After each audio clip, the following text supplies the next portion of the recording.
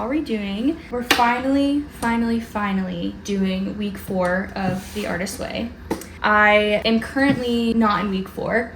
I lost all the footage from week 4, 5, and 6, so I'm having to refilm all of them. Long story, but that's okay.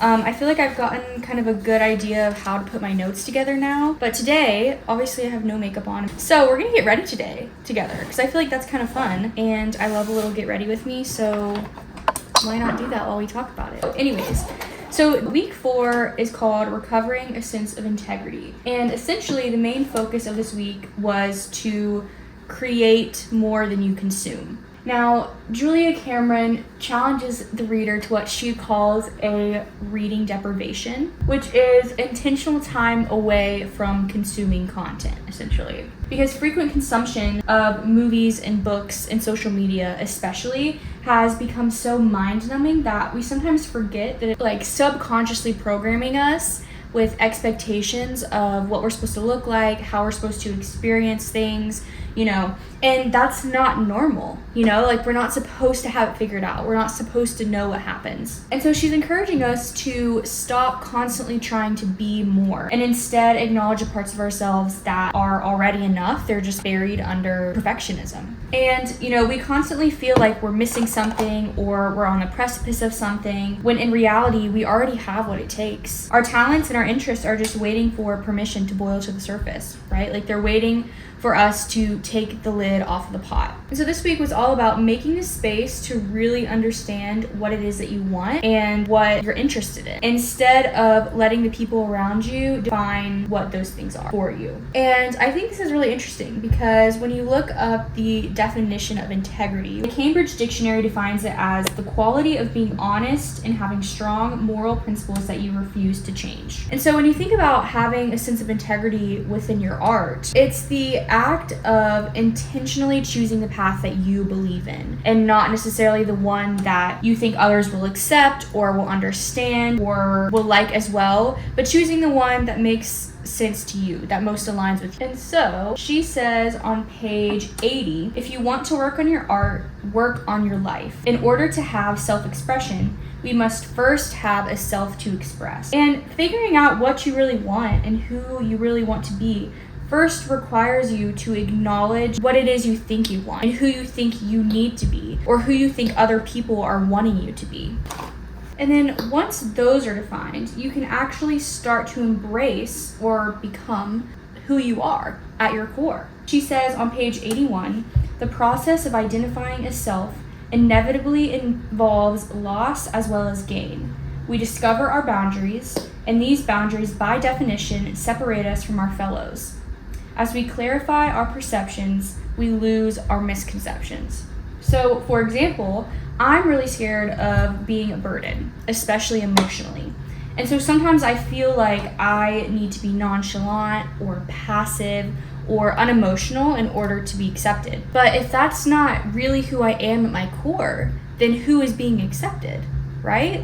If I don't show people my passionate and deeply feeling and intentional sides of myself, then how are they supposed to accept those sides of myself? How are they supposed to accept me fully, or at least the true version of me? And I think that's maybe why sometimes other people liking me feels wrong, because I immediately think, but what version of me do you like? Right? What about me is standing out to you? And I'm starting to come to terms with the fact that maybe I'm not constantly misunderstood. Maybe I'm constantly misrepresenting myself. No matter what I do, someone is going to accept me. But I will never feel truly accepted unless I allow myself to be authentic. And unfortunately, authenticity takes effort. It takes time. It takes intentional rest, which is what she's really focusing on in this chapter. On page 82, she says, as we gain or regain our creative identity, we lose the false self we were sustaining. The loss of this false self can feel traumatic. I don't know who I am anymore. I don't recognize me. And on page 83 to 84, she says that many people often doubt that they're even changing at all, saying, quote, Nothing dramatic is happening to me. I don't think this process is working. I have often been told by someone who, from my perspective, is changing at the speed of light. And also, we begin to move at such velocity that we do not even realize the pace. And I loved that so much. When you've made a lot of little changes that have slowly snowballed into what the outside world sees as one big change, it's easy to forget where you came from. But we don't want to forget the old versions of ourselves. We will never truly be able to get rid of them. And they're just as worthy, if not more, of the success that we experience. And really, at the end of the day, authenticity shines where reputation is ignored. Like, authenticity is typically who we are when no one is watching, or when we think no one is watching. We may like to perform or be performers, but we don't have to perform in our personal lives. And so, this chapter had me asking myself, what is it going to take for me to put these expectations down?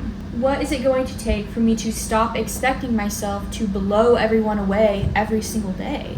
That's not my responsibility. It's not my responsibility to live up to the expectations of other people. It's not my responsibility to be seen as beautiful in the eyes of other people. It's not my responsibility to do anything but do what I want to do and do what I think is right for me. And when we don't put this expectation down, it weighs us down. Then we lose sight of who we are and what we're capable of, and we think that we're starting over when we're not. It's just a part of the process. She says on page 85, you may long for the time when there was no sense of possibility, when you felt more victimized, when you didn't realize how many small things you could do to improve your own life.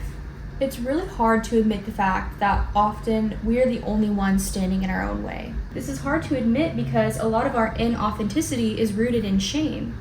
We become who we think we need to be instead of who we really are. Sometimes we don't even know who we truly are because we're so used to everybody else defining that for us. And Julia Cameron is repeating throughout this whole chapter, this is why the outside noise can be so detrimental to our growth. It's giving us new ways to define ourselves and compare ourselves. And it's distracting us from putting down the burdens that are the only thing standing in between us and our authentic self. I don't know why Ron John Surf Shop sticker is what I use to fan myself, but here we are. Need to go wash my hands. I'll be right back.